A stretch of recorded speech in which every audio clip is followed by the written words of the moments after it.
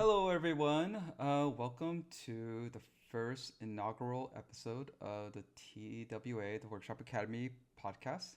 Um, Joining me is Mahreen Fatima, and we're gonna be talking a lot about her for the remainder of the podcast. But I'm just gonna do a little bit of just an introduction about what this is and what to expect of it. So this really came from me talking to Josh about finding a way to, um, I guess, to bring about a brighter spotlight for some instructors. Or actually, I'd like to do this for all the instructors if it'll scale. But I think that when I think from the perspective of a student, from a prospective student, I am sometimes wondering if there's a bit more detail about what the course will entail and what to expect. And so I brought the idea with Josh about like possibly doing sort of an interview style podcast with one of his upcoming term instructors and you know just testing it out, see if it actually helps with informing prospective students of what they'll be getting themselves into. Giving them a little bit of a teaser for what the course might look like, and just hearing straight from the instructor. Medrine has been awesome in offering her time, and Josh has been also a part of this, just kind of sharing notes. But yeah, hopefully this will see the light of day. Hopefully Josh doesn't just end up deleting the file. Uh, but yeah, so let's see. Yeah, and hopefully this can be something where we can uh, we can do this format with other artists and other instructors and have more broader discussions. But for today, we're going to be focusing in on Medellín's course, which is Intro to Unreal 5 for concept art. And it's going to be starting on June 10th. Um, I think signups are, uh, you, you can sign up now. so, but yeah, Medellin, can you please introduce yourself and tell us a little bit about yourself? Thank you. Yeah, I'm Mahreen Fatima. I'm a senior environment artist currently at Blizzard working on Diablo 4. I met Josh when I was actually at 343 Industries before this, working on Halo. And during that time is when I was starting to think about like, oh, it'd be fun to actually like teach more about like world building and using Unreal, especially as we've seen Unreal become more and more popular in different industries, not just for the use of like games, but also films and movies and animation, and just for using something to get concept art or 2D work done or viz stuff. So to go a little bit into the background more, I was a world artist at 343 Industries on Halo, where I got to like focus a lot on environmental world building and storytelling. And so those are really the things I care about the most. And so I've used Unreal a bunch to just like even sketch out ideas, lots of like blockouts or just looking at shapes. And it's become something that is to me like pretty straightforward to translate into like using in 2D. So I enjoy using it, and I'm looking forward to teaching it more in the future. Um, yeah, what else should I talk about? uh, you've uh, you've helped out with the Workshop Academy a few times, right? I mean, this would not be your first time helping or doing this course, correct? Yeah.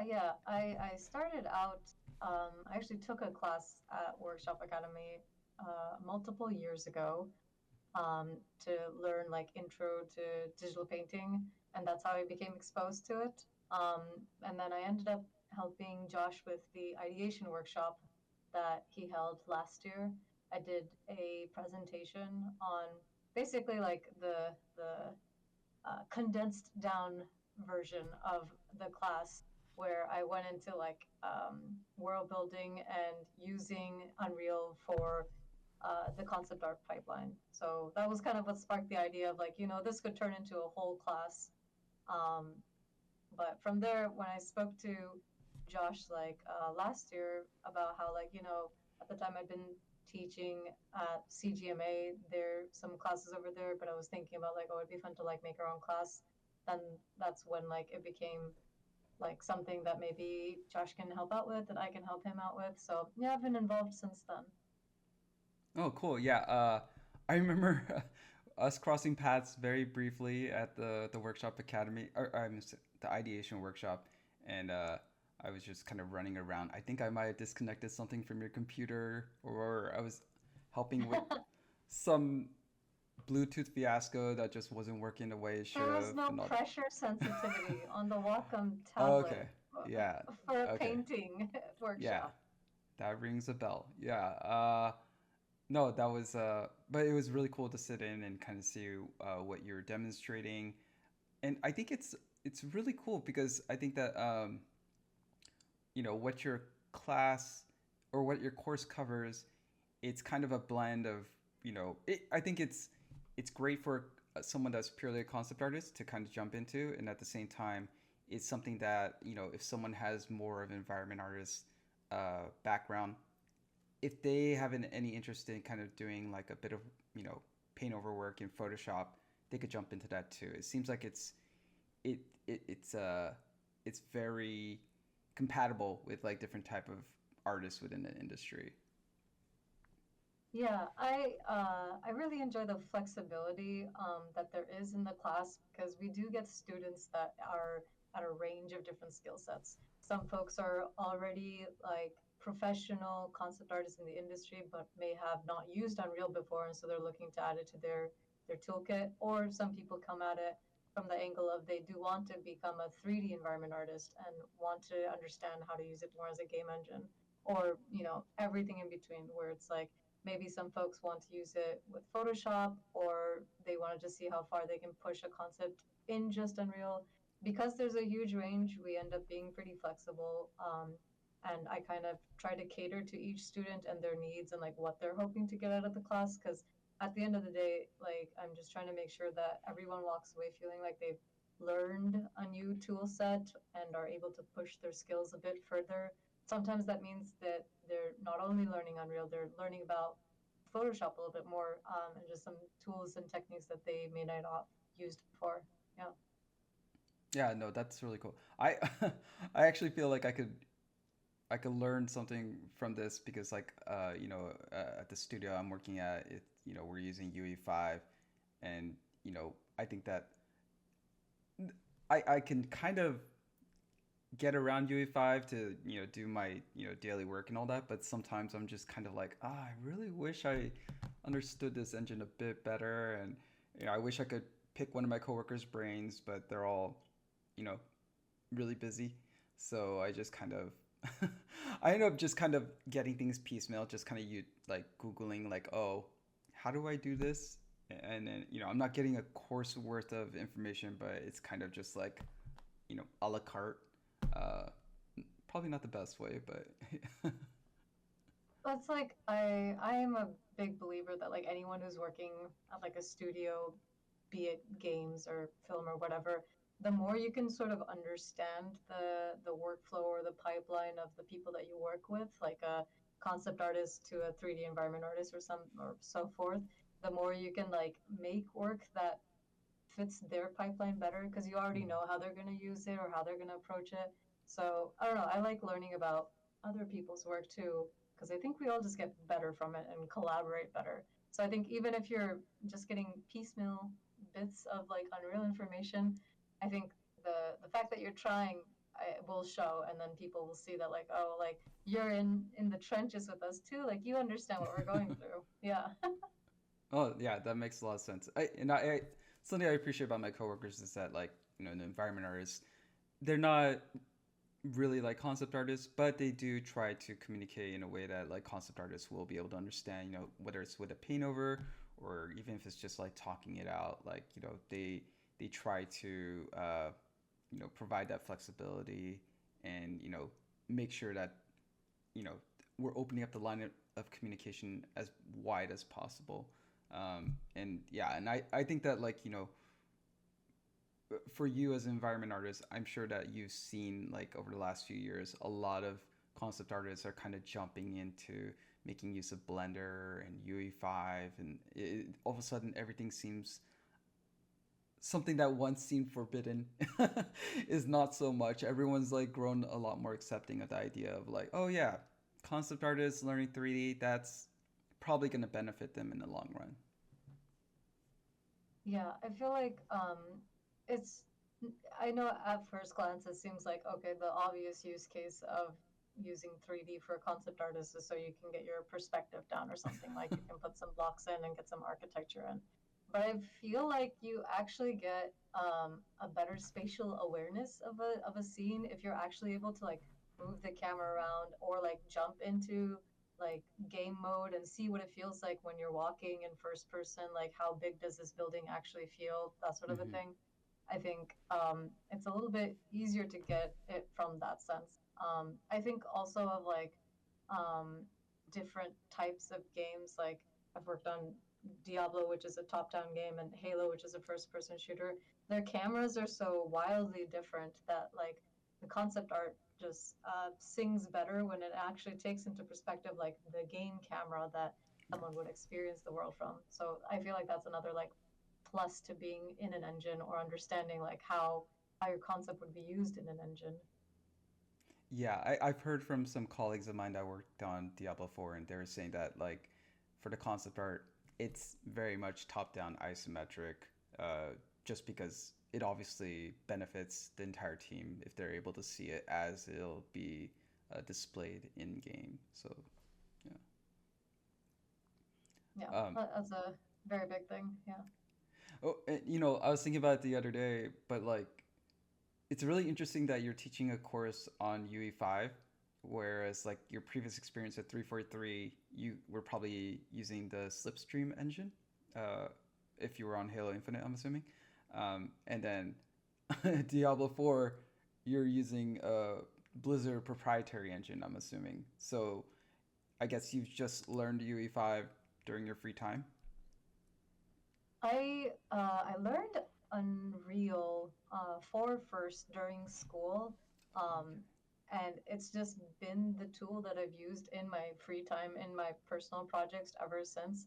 Like it's true, I have not yet been at a studio that uses Unreal as their like primary engine, but it's like one game engine to another. Like maybe the buttons are called something different or the tools are somewhere else, but at the end of the day, it's still a game engine. So I feel like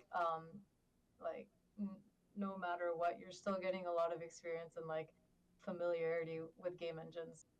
And Unreal is like crazy in that like it updates so often and super fast. I feel like you're just always at the cutting edge if you're using Unreal.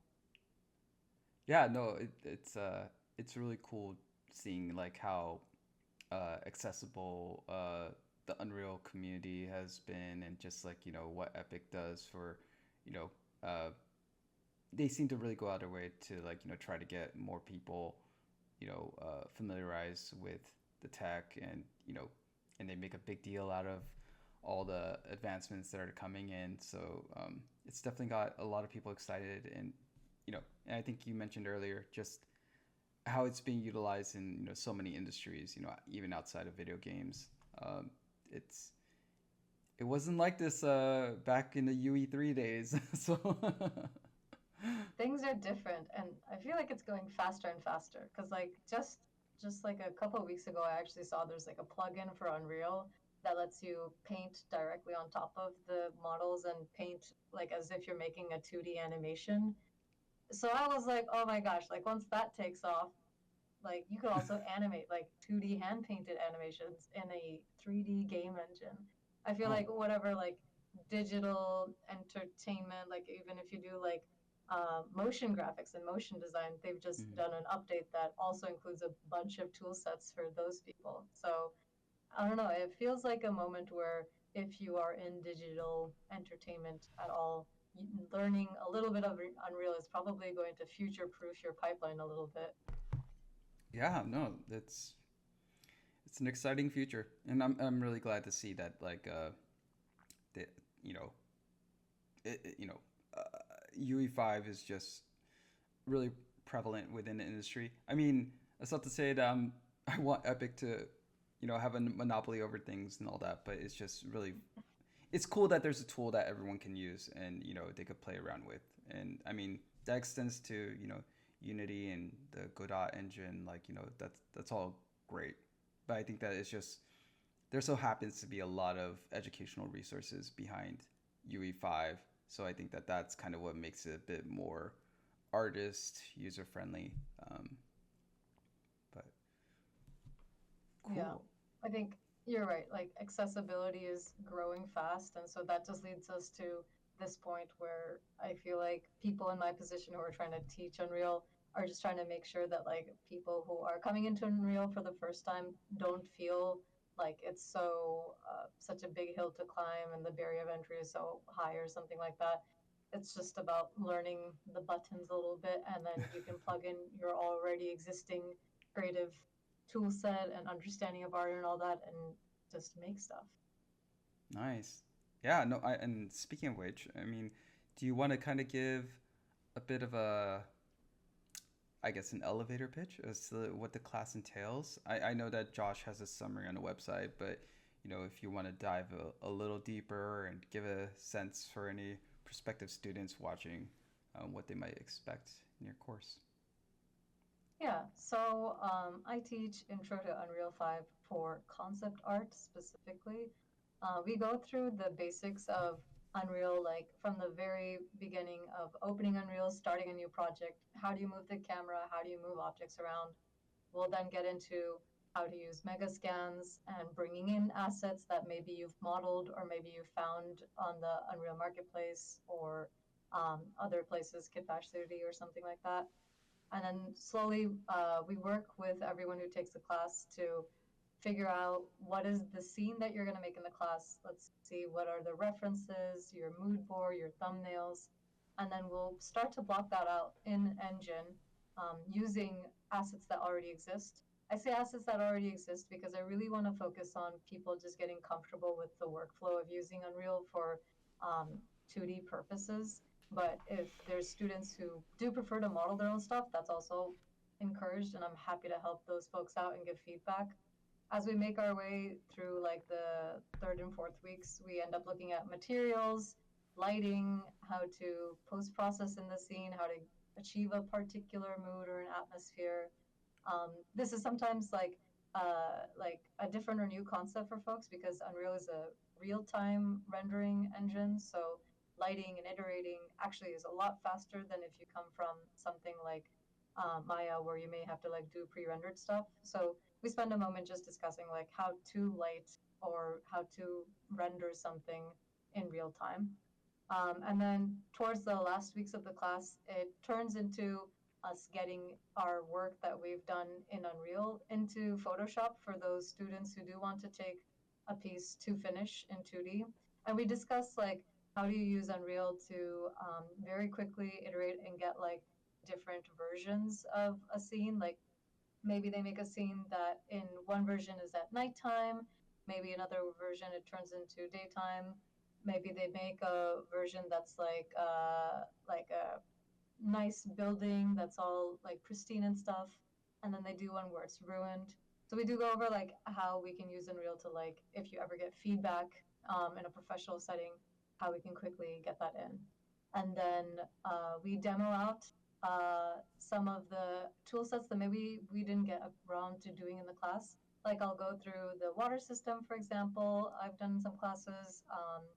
I've done MetaHuman in some classes. That part I kind of leave flexible to the students, depending on what topics they're most interested in learning about more. In the past, I've had some students who are interested in more like character focused environments or like narrative focused, maybe a key shot. And we talk about, okay, then let's get a character in here. Let's talk about how to pose that character and how to light a character to sit with the environment. And on other times, I've had students who are more interested in doing like space scene, like in the middle of space. And so I'll talk about like how to troubleshoot and figure out how do we light something in space? How do we make it feel like it's in space? Um, at the end of the day, it's going to be kind of flexible based on the students again. And I also try to encourage people to develop the skills for how do we troubleshoot and figure out how to solve our like more technical problems in Unreal. Because the one key thing to note is that because Unreal updates so frequently, Unreal changes all the time. And so maybe something that you're having trouble with today, or some technical thing that you can't do quite as easily today, changes in the next few months and you can actually do it. So it's difficult to like teach a class that gets into like this is what Unreal is looking like and this is how it will be for the next 3 years. It's more important to teach students like, okay, when something updates, how do we make the most of it and figure out like how it changes your pipeline. So yeah, at the end of the day, I hope like people come away with like an understanding of how to use Unreal in their pipeline, whatever it is for concept or 2D or 3D or world building. I think that would be the elevator pitch. That was not an elevator pitch. That was like a 3 minute pitch. That was a very uh that was a very enjoyable elevator ride. I'm curious though, like, so how do you go about if you have like a student that is interested in building a scene that's set in space, and then there's another student that wants to do a scene like within a castle, like, you know, those are two completely different scenes. Like, how do you provide, like, you know, an appropriate amount of attention to each student that, you know, needs to go through, you know, all the trials and tribulations of learning this is how you set up an interior scene, and then hey, this is how you set up a scene that's in infinite space. Like, it do you do that during the duration of the actual class session, or is this a matter of they just shoot you an email and, you know, it's something you kind of, you know, you get back to them when you get back to them? Yeah, we spent a significant chunk of time each class making sure that every student gets feedback on all of their homework and any questions or issues they may have come up on. Probably like about the first hour or so of the class is us going through individually and making sure everyone is feeling comfortable with where they are in the class at that moment. So that means that even if you're a student who is trying to do something that's wildly different from your peers, you'll still get the attention that you need to be able to achieve that work. And also, I think from seeing the feedback that the other students get in the class, I think it helps people grow as well. Just to hear the other feedback, think about how it might actually affect your work. And along the way, I find like sometimes questions get answered just by listening to other students' work. Because even though it's like a castle and an interior scene versus like outer space, there's quite a few similarities in there as well. Like just how to set up the assets, your design principles, big, medium, small, those sort of things.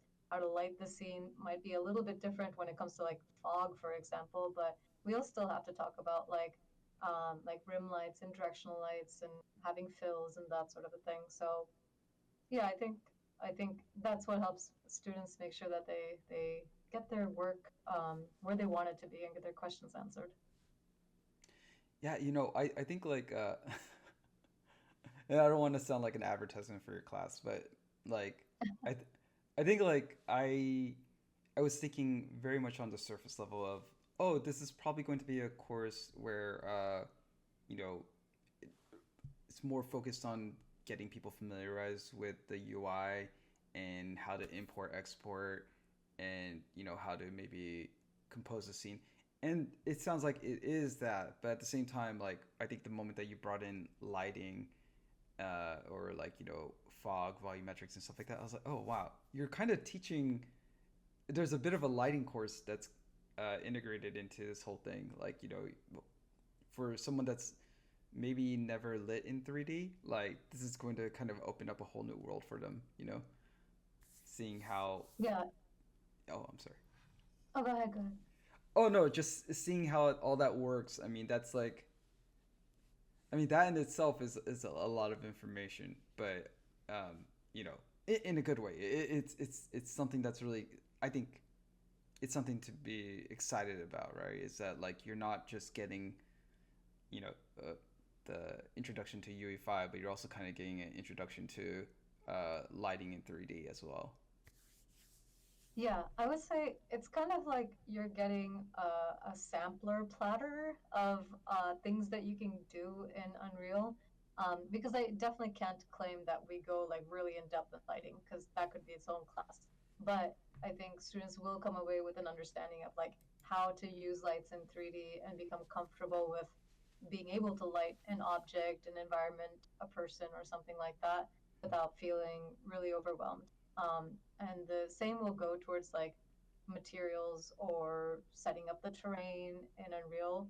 Um, it's not that we go like super advanced, but I do always leave students with like, if they do want to go really deep into lighting or something, I'll always leave them with resources or recommendations for tutorials or other classes, perhaps at the workshop academy or something, where they could go and become even deeper in this particular subject. Okay, cool. Yeah, well, that I wish I took this course, when I was younger. So It's not too late. I know. Yeah, that's true. Maybe I'll be one of your students. That'd be great. That'd Um, be fun. let's see. Yeah, I think the going a bit on a tangent, but kind of going back to a question I asked earlier, like, because I was just thinking about Halo and Diablo. It's just like they're on different ends of the spectrum in terms of art direction or just even content. But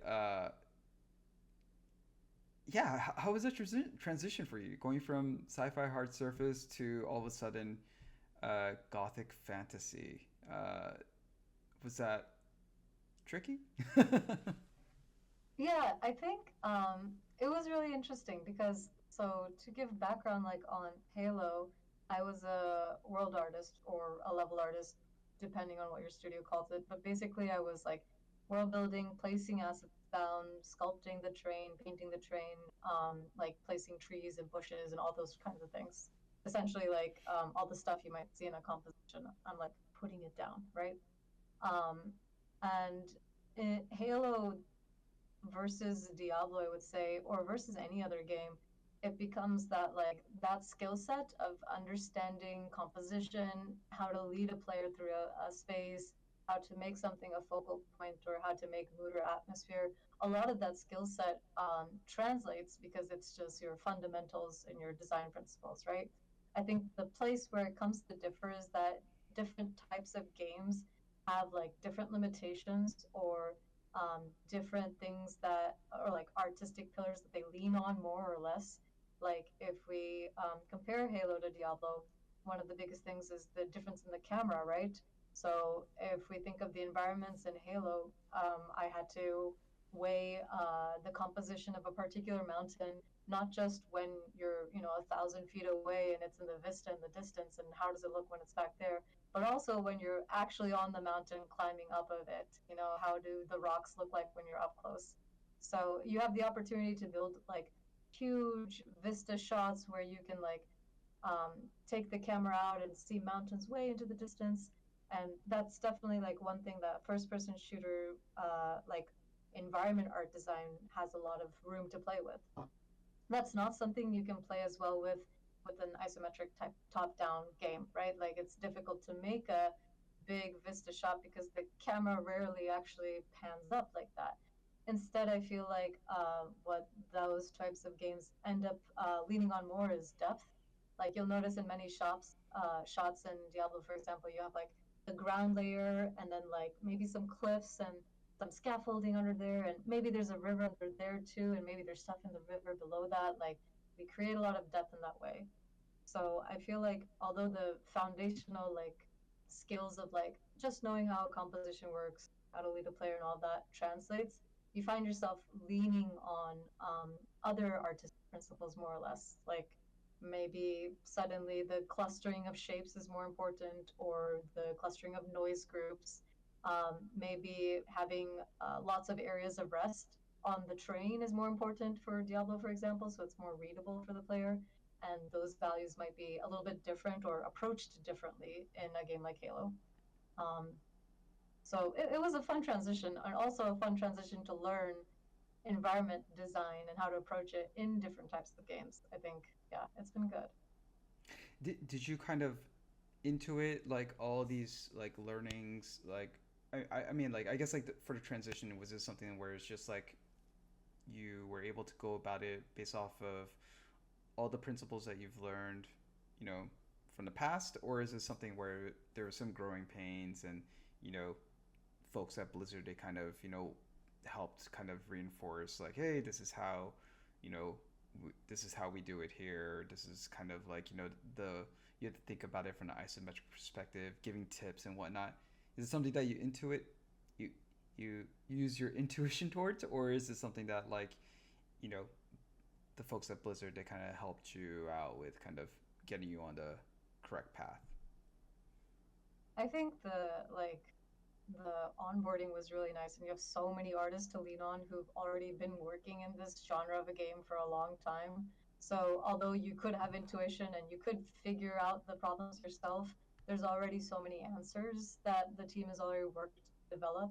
So I think that becomes a really strong starting point, because once you have that as like a jumping off point, it becomes like, not, instead of like figuring out the foundational questions of the game, you can now actually see how do we take it further, how do we actually progress the art style of the genre, or like, you know, take these pillars further and lead on them more, exaggerate them more, or something like that. All right, we're back after a little break. Uh, you know, throughout the duration of this interview podcast thingy majiggy, uh, totally have not acknowledged the slideshow that's been running in the background. Obviously, all this work is by Mahreen. And yeah, I believe you wanted to talk about this one particular image that's on display here. Yeah, so this is a piece I worked on for the ideation workshop with the Workshop Academy last year, and it was to essentially demonstrate the workflow that I use for going from Unreal, making a concept in there, pushing it as far as we can, and then bringing it into Photoshop to like finish the piece. So this is a piece that I like dissect and go into a little bit more during the class, and we talk about like why I do certain things in Real. Maybe I save some things to do in Photoshop because it's easier or something like that. But it's a really good way, I think, to dive into a little bit of like how far you could push things quite easily in Unreal, and maybe it becomes easier to do it there than in Photoshop. I can actually show some of the breakdown of the scene in Unreal, just to show like how far we were able to take it there before we went to Photoshop. Sure, let's disable the slideshow and do your screen share. There you go. Yeah, so I this is kind of like towards the middle half of the class, where a student's project might start to look a little bit like this, where we've already like made a scene that has like assets in it. We've talked about, you know, asset composition and how to get it in here, and we've already, for those who want to, like talked about like getting characters in here and maybe like posing them a little bit. Um, we start to go into like lighting and being able to like have different types of lights, different colors, and taking separate pictures out, or renders, so that, you know, maybe parts of the scene are a little bit more purple, or parts of the scene are more like orange or something. In this particular piece, like I wanted to have like this demon guy that's in the background be coming through a portal from a different place, and they're entering the world that's in the foreground and midground. So it became a really great way to talk about like how, you know, where they're coming from. I wanted the lighting and the fog to be really purple and hazy and stuff. So I was able to like have like a set of lights that are particularly the lights that I'll use for his world, and then I have other lights that are for our world. And we go into like um, how to use that to your advantage, and how, if ever you wanted to show like the world off in a different camera or a different perspective, we can get into that. Because I really like it when the students kind of like explore and push like what the composition is actually telling, what's the story telling us. And it's a great way for us to be able to develop concept of a space from multiple different angles. Um, but to show like some earlier iterations of it, for example, like in the very beginning of the class, we'll just go over like how do you even like build a world and get it in here? How do you get these rocks in here and start manipulating them? Um, how do you find these characters? Even if it's not like the final character that you'll use, or maybe you want to paint over it in the end, it does give you like a starting point. And we'll talk about like how to pose them if you want to, and lighting and fog. And really, the thing I try to do with each class is give it to the students in like bite-sized chunks so that they feel like I've learned something and I can push my scene a little bit further, but it doesn't feel overwhelming. So um, we go through the class step by step, and you'll see every week the project becomes a little bit more developed, a little bit more complex until you get to a point where um, it's starting to flesh out. And when the students have taken it as far as they can in Unreal, we then transition into Photoshop and talk about how now that we have this like really strong foundation in Unreal, how can we leverage this in Photoshop to so that like Unreal already gives us the masks for all the layers, and you're not sitting there using the masking tools for hours trying to make these perfect little masks or something like that. And how do we go back and forth? Maybe you want to go back to Unreal and make some changes and bring that back into Photoshop. But yeah, it's like a quick overview of some of the things that you might learn in the class. Yeah. No, that's awesome. When I'm looking at this, and the moment that you lift the camera outside of the composition, it kind of just reminds me of I used to be I used to think that like, oh yeah, like everything, even the stuff that's outside a camera frame is built out, fleshed out. But it's like, no, that's not very efficient. So it's like you're kind of building things specifically for the shot, and that and your composition is kind of tailored towards that. Yeah.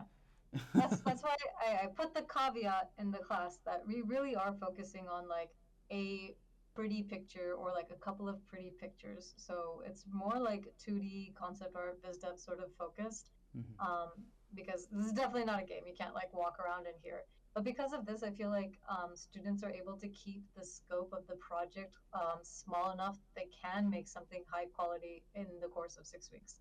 We're just focusing on the camera that we set up in like the first class and focusing on making this composition look really nice. If students are interested in making like an environment that has like actual path and like you can run around in it and um, you could use it as a game, happy to support that as well. But the point is, let's keep the scope small. Um, yeah. It's funny you say keep the scope small, but it seems like a pretty grand and epic scene that you made. Okay, I mean, like, there's really just a couple of rocks in here, but they're duplicated a bunch and grouped together so that um, it's fast for me to take a bunch of these and fill the scene with it quickly. And then, other than that, what do we have? Like, just two characters that I found, and I've set them up so that they serve this composition. So it's even though in scale it's a huge scene, there really are just a couple of elements in here. So as long as we can keep those couple of elements really polished and like lit nicely and all of that, it ends up being a manageable piece. Y- totally. I guess like you're working smart, right? It's like you're not being Yeah. wasteful, and you're not making your PC scream and all that. So I, I it's great. Um, I think like a lot of the images I see like on ArtStation that like I'm really impressed by is just like when people are being really economical, but they're able to still portray like a very like grand scene. Um, a lot of that has to do with lighting and volumetrics and just like I guess like further pushing the illusion of depth. But yeah, nothing wrong with kit bashing and making reuse of different items. You just need to hide it. That's all. But No, yeah, yeah. yeah. No. So uh, if we go back to the slideshow, Yeah. we could kind of see what the final looks like. Yeah, that's crazy. But it's the sort of thing that a student could work on and accomplish in the class, and probably even push it further, just because it's like just rocks and two characters. I feel like someone could do better than that. But it is the sort of thing that we could do in the class. Do you get to do this type of work while you're at Blizzard, like, or is most of your work at Blizzard just focus on like production assets? Um, Most of my work is focused on production, gameplay spaces, and building Mm. out all of that. But I have had the privilege of working on some of the loading screens for the base game for Diablo 4. They're Ooh. actually in the slideshow a little bit later, I think they were. Ooh. And those are like also an example of like a mixed workflow. Yeah. These pieces. It's like this one and the like next couple ones. Essentially, it's like these are real places in the game that I had the chance to like go in and like maybe nudge some assets around, take some pretty pictures, and like essentially paint on top of them and do matte painting to kind of push them a little bit further and elevate them towards like becoming something that would fit one of our like screenshots. Or, I mean, sorry, our loading screens. But it was a lot of fun. I like because of that. I was like, I want to do more matte painting or more like stuff where I can mix 3D and 2D. Yeah, I hope I get to do it more. So is the fidelity of like the assets like high enough that despite Diablo being a isometric game, that you could bring the camera down and you could frame a shot like that, like without having to alter the assets too much? I mean, I'm sure you did a bit of paint over work on it, but the fidelity, it stood the change in camera composition. I mean, the assets that you see in this shot are essentially the assets in the game. I feel like they do hold up when you get really close to them. Just because I think we try to make assets keeping in mind that it is a potential that the camera could get close because the game does have a zoom function in it. Right. And so when I map paint over them, really I'm just focusing on pushing what's already working in there, like maybe doing more for the mood or the atmosphere, maybe punching up those highlights or adding a little bit of bloom. I try to keep a light hand because I feel like the assets are already doing the heavy lifting in the scene. uh that's awesome. Yeah, sorry, this is the first time I've seen these. They look really great. Yeah, it was a lot of fun. I feel like because of it, I'm like after that project, in my own time, I'm finding myself like just doing more 2D painting and background illustration stuff and just getting better at it. Just because it was a lot of fun. Oh, it's awesome. um yeah, well, I think one last question that I wanted to ask. I don't know if you had anything else that you wanted to discuss, but uh, do you have any career highlights? I mean, you worked on like two really big franchises, and I'm sure they're both highlights in their own respect. But was there like, you know, even if you want to get specific or if you want to be vague, but maybe there's a moment during production of whichever project, uh, anything stands out in terms of like things for students to look forward to experiencing in their careers? I feel like you're right that like Halo and Diablo and every project has its own highlights, but I think the trend that I'm finding on whatever the highlight ends up being on each project are getting to work on moments that are like really crazy and collaborative. Like if it's like a major moment where there's a lot going on and a lot of teams have to be involved, there's a lot of collaboration. I find the most joy in that because I feel like it feels the closest to like just jamming with your friends. Like you're in Slack all the time, talking to people. Like, how do we fix this? How do we do that? And I think that becomes like some of the most fun that I've had so far. I don't know, maybe I'm a people person. I like working with people and figuring out creative stuff together. I think that stuff is really good.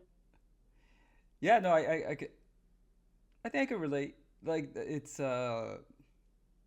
a it's kind of like going through the trenches, with your colleagues, and the moment that you're out, you know, whether it's meeting a milestone or the game shipped, you've gone through this massive hurdle, and I think that if anything, that probably brings everyone closer together, and you feel like there's a greater sense of camaraderie, and you could really trust each other, and the lines that might have once existed between one department and another all of a sudden become a lot blurrier, and yeah, no, that's great. I'm Yeah. glad I'm glad you're experiencing that.